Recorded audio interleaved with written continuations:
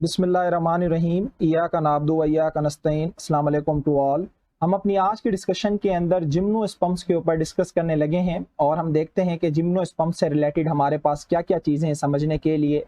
हमने कहा था कि जो सब डिवीजन स्पर्मोप्सिडा है उसको हमने दो क्लासेस के अंदर डिवाइड किया था, एक थे एंजियोस्पर्म, दूसरे थे जिम्नोस्पर्म। तो आज जो है वो हम थोड़ी सी जिम्नोस्पर्म की डिटेल देखते हैं। पहले इसके जनरल कैरेक्टर्स के ऊपर डिस्कस करेंगे, देन फिर इसकी एक छोटी सी साइकिल है बहुत आसान सी, वो मैं आप लोगों को अच्छे तरीके से समझा दूंगा। अच्छा, ये कहता है कि भाई जिम्नोस्पर्म्स वो प्लांट होते हैं जिनके पास ओवरी मौजूद नहीं होती। तो मैंने क्या बताया था जब हमने एंजियोस्पर्म पढ़े थे कि हर वो प्लांट जिसके पास ओवरी नहीं होगी वो फ्लावर प्रोड्यूस नहीं करेंगे और उनके सीड जो है वो नेकेड होंगे। ठीक है, उनके सीड के ऊपर कोई भी कवरिंग नहीं होगी, कोई भी ओवरी वाला स्ट्रक्चर नहीं होगा। ये कहता है कि दो प्लांट्स विच डज नॉट पजेज या विच हैव नो ओवरी, जिस प्लांट के पास ओवरी मौजूद नहीं होती, याद रखना वो प्लांट कभी भी फ्लावर प्रोड्यूस नहीं करता। ठीक है, क्यों? इसका रीजन मैं एंजियोस्पर्म के अंदर ऑलरेडी बता चुका हूं। तो इनको कहा जाता है कि ये नॉन फ्लावरिंग प्लांट्स होते हैं। तो बहुत इंपॉर्टेंट बात है, जिम्नोस्पर्म जितने भी होते हैं वो सारे के सारे क्या होते हैं? नॉन फ्लावरिंग प्लांट्स होते हैं। ये सबसे पहले जो अपीयर्ड हुए थे वो एज अ फॉसिल रिकॉर्ड हुए थे, यानी इनका कोई लिविंग मटेरियल हमें नहीं मिला था, फॉसिल्स के तौर पे इनके कुछ एविडेंस मिले थे और वो हमें मिले थे डेवोनियन पीरियड के अंदर। मैंने आपको बताया कि इसको देख के परेशान होने की जरूरत नहीं है, ये कुछ एरा होते हैं, कुछ दौर होते हैं। आज से पहले दौर था एक डेवोनियन, तो ये उस दौर के हैं। ठीक है, उसके अलावा इनके बारे में कहा जाता है कि ये ज्यादातर कोल्ड रेजिस्टेंट होते हैं। ये आपको यहाँ पे पाकिस्तान के अंदर बहुत कम मिलेंगे, अगर मिलेंगे भी तो मोस्टली दुनिया की उन जगहों पे मिलेंगे जो कि कोल्डर पार्ट्स होते हैं, जो कि कोल्ड हिस्से होते हैं, वहां पे जो जिम्नोस्पर्म्स हैं वो ज्यादातर पाए जाते हैं। इनके अंदर फ्लावर तो होता नहीं है, मैंने आपको बता दिया। अब आपको ये भी एंजियोस्पर्म्स के बारे में हमने बताया, पढ़ा था जब बताया था कि फ्लावर जो है वो मेन रिप्रोडक्टिव पार्ट है, तभी तो फ्लावर का पूरा स्ट्रक्चर मैंने आप लोगों को समझाया था। अब इसके अंदर फ्लावर तो नहीं है, तो आपका क्वेश्चन होगा कि सर फिर ये सेक्सुअल रिप्रोडक्शन नहीं करते? तो बेटा ये सेक्सुअल रिप्रोडक्शन करते हैं, इनके अंदर भी रिप्रोडक्टिव ऑर्गन मौजूद होते हैं। इनके रिप्रोडक्टिव ऑर्गन को कहा जाता है कॉन्स या फिर स्ट्रोबिलस। आगे लाइफ साइकिल में मैं समझाता हूं, दिखाता भी हूं, परेशान होने की जरूरत नहीं है। तो ये कहता है मेल और जो फीमेल कॉन्स होते हैं, कॉन्स मतलब इसके रिप्रोडक्टिव ऑर्गन, इन्हें स्ट्रोबिलस भी कहा जाता है, वो एक ही दरख्त के अंदर प्रोड्यूस होते हैं। क्लियर? और जो जिम्नोस्पर्म की सबसे ज्यादा जो इंपॉर्टेंट बात है वो ये है कि जो जाइलम होता है ना, टिश्यू जाइलम, वो दो सेलों का बना हुआ होता है। एक को कहा जाता है ट्रैकीड्स और दूसरे को कहा जाता है वेसल्स। अब आपने याद रखना है कि जिम्नोस्पर्म्स के अंदर वेसल्स मौजूद नहीं होते, जो जाइलम टिश्यू मौजूद होता है, क्योंकि ट्रैकियोफाइट्स की ये शर्त थी कि उसके अंदर वेस्कुलर टिश्यू मौजूद होंगे, जबकि ब्रायोफाइट्स में मौजूद नहीं होते। लेकिन जाइलम के अंदर जो दो सेल होते हैं ना, एक ट्रैकीड और दूसरा वेसल, तो आपने याद रखना है कि जाइलम जो जिम्नोस्पर्म का, उसमें वेसल मौजूद नहीं होता, सिर्फ क्या मौजूद होता है? ट्रैकीड, जो कि पानी की और मिनरल की ट्रांसपोर्टेशन करवाता है। इसी तरह से अगर हम फ्लोएम की बात करें तो वो एक टिश्यू है, तो ये भी सेलों का बना हुआ होगा। तो दो किस्मों के सेलों का फ्लोएम बना हुआ होता है, एक को कहा जाता है सीव सेल, सीव ट्यूब सेल, दूसरे होते हैं कंपेनियन सेल। तो आपने याद रखना है कि इन जिम्नोस्पर्म्स के अंदर कंपेनियन सेल भी क्या होते हैं? एब्सेंट होते हैं। बेटा ये बहुत बहुत पीएमसी के पॉइंट ऑफ व्यू से इंपॉर्टेंट बात है कि जिम्नोस्पर्म्स के अंदर जो है वो ओवरी नहीं होती, इनके सीड नेक्ड होते हैं, ये नॉन फ्लावरिंग प्लांट्स होते हैं। इनके जो मेल फीमेल कॉन्स हैं वो सेमी ट्री के अंदर पाए जाते हैं। इनके अंदर जो जाइलम टिश्यू होता है वो सिर्फ एक ही सेल का बना हुआ होता है, ट्रैकीड का। वेसल्स मौजूद नहीं होते। इनके अंदर जो फ्लैम टिश्यू होता है वो एक ही सेल का बना हुआ होता है, एक ही टाइप का सीव ट्यूब सेल का, इसमें कंपेनियन सेल मौजूद नहीं होते। ये आपने याद रखना है। फिर हमने जिम्नोस्पर्म्स को जो है वो चार क्लासेस के अंदर, पांच क्लासेस के अंदर डिवाइड किया है। एक है साइकेड्स, दूसरी है जिंगो, और तीसरी है निटी, और चौथी है कॉनिफर्स। अब इन चार क्लासेस के अंदर इनके हमें मेंबर्स इतने ज्यादा नहीं मिलते, सिर्फ हमें किसके मिलते हैं? कॉनिफर्स के जो हैं वो मेंबर हमें मिलते हैं, जैसे पाइन्स वगैरह हो गए, पिनस वगैरह हो गए। तो ये कहता है कि from these four classes the conifers are the most familiar and well known class. इन चारों क्लास के में से अगर देखा जाए तो जो कॉनिफर्स हैं वो इनकी क्या होते हैं? वेल डेवलप्ड फेमिलियर क्लास होते हैं। इनके ऑर्गेनिजम्स मौजूद हैं जिनकी हम लाइफ साइकिल को पढ़ते हैं और आपको हम समझाते भी इसी कॉनिफर्स के प्लांट्स के बारे में। क्लियर हो गया? तो इसकी मैं आप लोगों को एक लाइफ साइकिल समझाऊंगा अच्छे तरीके से। उससे पहले मैं आपको दिखा दूं, देखो बेटा ये इसका सीड है। अब आप खुद मुझे बताओ कि आपको कहीं ओवरी नजर आ रही है? इसके अंदर कहीं ओवरी नहीं होती, कहीं फ्लावर आपको नजर आ रहा है, मुझे कहीं नजर नहीं आ रहा। तो ये जो है ये इसका रिप्रोडक्टिव सारा का सारा क्या है, पार्ट है, जिसे मैंने आपको बताया कि स्ट्रोबिलस भी कहते हैं और कोन भी कहते हैं। कोन इसलिए कहते हैं क्योंकि ये कोन शेप का होता है, वैसे इसका नाम क्या है, स्ट्रोबिलस।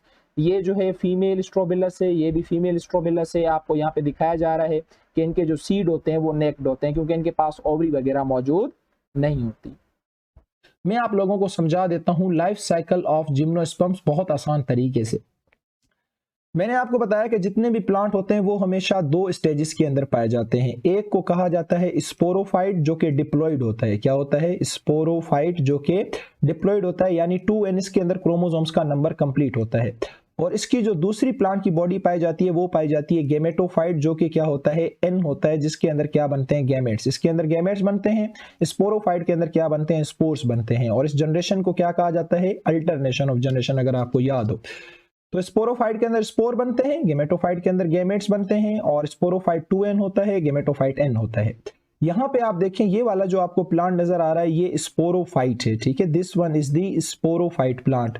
अच्छा, इसका जो स्पोरोफाइट है वो डोमिनेंट होता है। आपकी बुक में लिखा हुआ होगा कि जिम्नोस्पर्म्स का जो स्पोरोफाइट होता है वो क्या होता है, डोमिनेंट। डोमिनेंट का मतलब ये है कि अगर मैं आपसे कहूं कि ये प्लांट 1 साल तक रहेगा तो ज्यादा देर तक ये स्पोरोफाइट बन के रहेगा या गेमेटोफाइट, तो 1 साल में ये 9 महीने स्पोरोफाइट बन के रहता है, 3 महीने ये गेमेटोफाइट बन के रहता है। तो जिसकी ड्यूरेशन ज्यादा होती है तो हम कहते हैं वो डोमिनेंट है। तो इसका जो डोमिनेंट इसकी जो शक्ल होती है ना वो स्पोरोफाइट होती है। मुझे उम्मीद है कि ये वाली बात आपको समझ आ गई होगी। अच्छा, अब होगा क्या कि मैंने आपको बताया था कि ये हमारे पास क्या है, एक स्पोरोफाइट है, इसके अंदर स्पोर प्रोड्यूसिंग ऑर्गन मौजूद होंगे जिन्हें हम क्या कहते हैं, स्पोरेंजियम कहते हैं। मेल के स्पोरेंजियम का अलग नाम है, फीमेल का अलग नाम है। आगे चल के मैं समझाता हूं। भाई स्पोरेंजियम के अंदर क्या बनते हैं, स्पोर बनते हैं। और मैंने आपको कितनी बार बताया है कि प्लांट के अंदर जब भी स्पोर बनेंगे ना वो किससे बनेंगे, मियोसिस से बनेंगे, सही है। और जब ये स्पोर बड़े होंगे तो बड़े होने के बाद ये क्या बन जाते हैं, मेच्योर गेमेटोफाइट बन जाते हैं, जैसा कि आप लोग यहाँ पे देख रहे हैं। अब इसमें से एक जो है ये मेल है क्योंकि ये स्पर्म को शो कर रहा है, और इसमें जो दूसरा है वो क्या है, वो फीमेल है क्योंकि ये किसको, एक को शो कर रहा है, ठीक है। अब ये स्पर्म एंड ओवम दोनों आपस में मिलेंगे। अब ये जो गेमेटोफाइट है इनके अंदर गैमेट प्रोड्यूस होंगे, मेल के अंदर स्पर्म प्रोड्यूस होंगे जो कि n होगा, फीमेल के अंदर ओवम प्रोड्यूस कर होंगे जो कि क्या होगा, n होगा। ओवम को एक भी दूसरा कहा जाता है। जब स्पर्म n और ओवम n दोनों आपस में मिलेंगे तो दोबारा से क्या बन जाएगा, 2n जाइगोट बन जाएगा। और यहाँ पे आप लोग जाइगोट देख रहे हैं। फिर ये जाइगोट बड़ा होगा, दोबारा से क्या बनाएगा, स्पोरोफाइट। ये स्पोरोफाइट दोबारा मैच्योर हो जाएगा। फिर इसके अंदर क्या होगी, मियोसिस होगी, और मियोसिस से क्या बनेंगे, स्पोर बनेंगे। और ये स्पोर बड़े होके क्या बनाएंगे, गेमेटोफाइट बनाएंगे। फिर गेमेटोफाइट के अंदर स्पर्म बनेंगे, और मेल के अंदर स्पर्म, और फीमेल के अंदर क्या बनेंगे, ओवम। लेकिन याद रखना जो स्पर्म एंड ओवम बनते हैं वो किस प्रोसेस से बनते हैं, माइटोसिस से बनते हैं। मैंने पहले भी आपको हाईलाइट करवाया था, ये बड़ा फर्क होता है। हम ह्यूमन बीइंग के अंदर जो स्पर्म एंड ओवम की प्रोडक्शन होती है वो मियोसिस से होती है। मैं चैप्टर नंबर 7 में पढ़वाऊंगा आप लोगों को। लेकिन जब हम प्लांट की बात करते हैं तो उनके अंदर स्पर्म एंड ओवम की जो प्रोडक्शन होती है वो माइटोसिस होती है। बहुत बड़ा फर्क है। इसके अलावा और भी बहुत है लेकिन ये भी फर्क है। बहरहाल इनके अंदर माइटोसिस से स्पर्म ओवम बनते हैं, दोनों आपस में मिलेंगे, जाइगोट बनेगा। ये जाइगोट फिर क्या हो जाएगा, 2n हो जाएगा, है ना।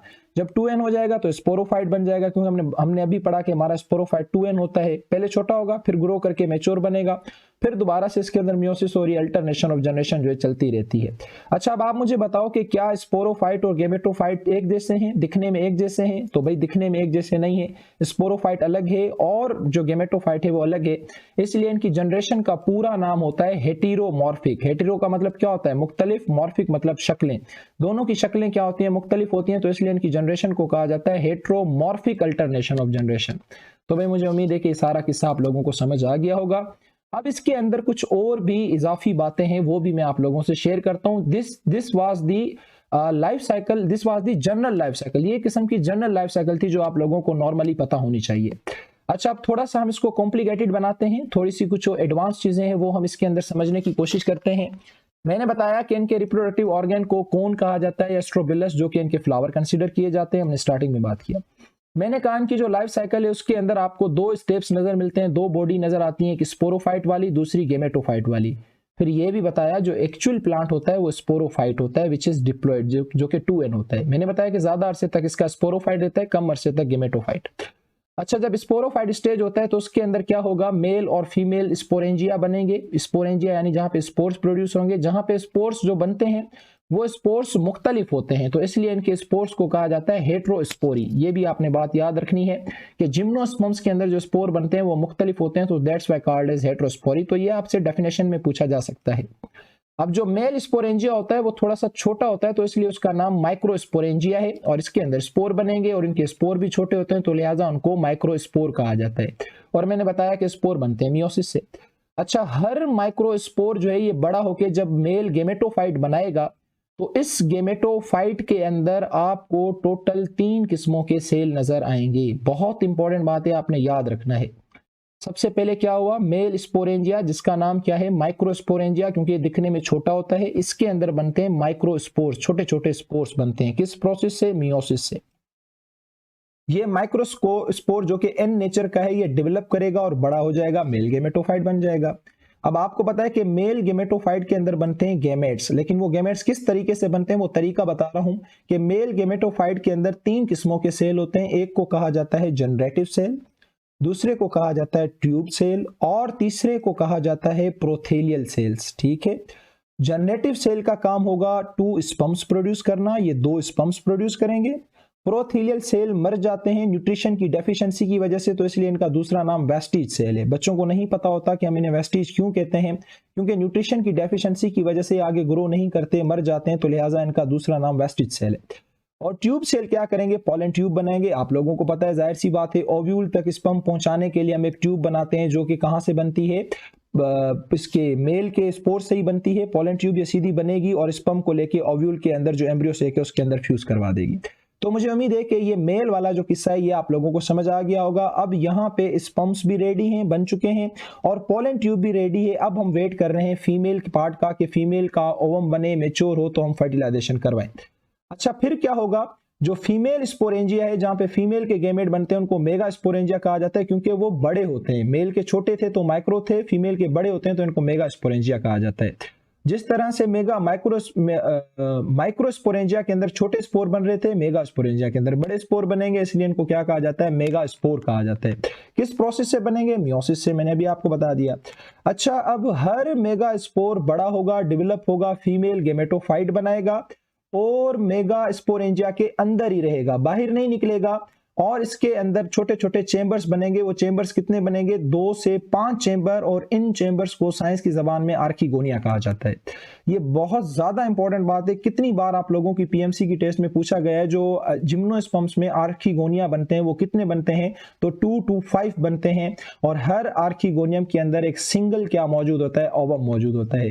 अब इन आर्किगोनियम के अंदर पॉलन ट्यूब अंदर आएगी। इस तरह से देखो, ये पॉलन ट्यूब आर्किगोनियम में आ गई। इस पॉलन ट्यूब के अंदर ये क्या मौजूद है, स्पर्म मौजूद है। ये स्पर्म जाके ओवम के साथ क्या हो जाएगा, फ्यूज हो जाएगा। At the time of fertilisation male gamete fuse with the female gamete, दोनों के गैमेट फ्यूज हो जाएंगे। और ये जो पूरा का पूरा मेगा स्पोरेंजियम है, या इसको आप दूसरा ओव्यूल भी कह सकते हो, ये जो पूरा का पूरा मेगा स्पोरेंजियम, ये पूरा का पूरा जो ओव्यूल है, ये डेवलप हो जाएगा किसके अंदर, सीड के अंदर। और हम शुरू से यही पढ़ते हैं कि ओव्यूल ही वो चीज होती है जो फर्टिलाइजेशन के बाद सीड में क्या हो जाती है, कन्वर्ट हो जाती है। As the condition become favourable, जैसे कंडीशन फेवरेबल होगी, ये सीड जमीन पे गिरेगा, दोबारा जर्मिनेट करके दोबारा स्पोरोफाइट प्लांट बना लेगा।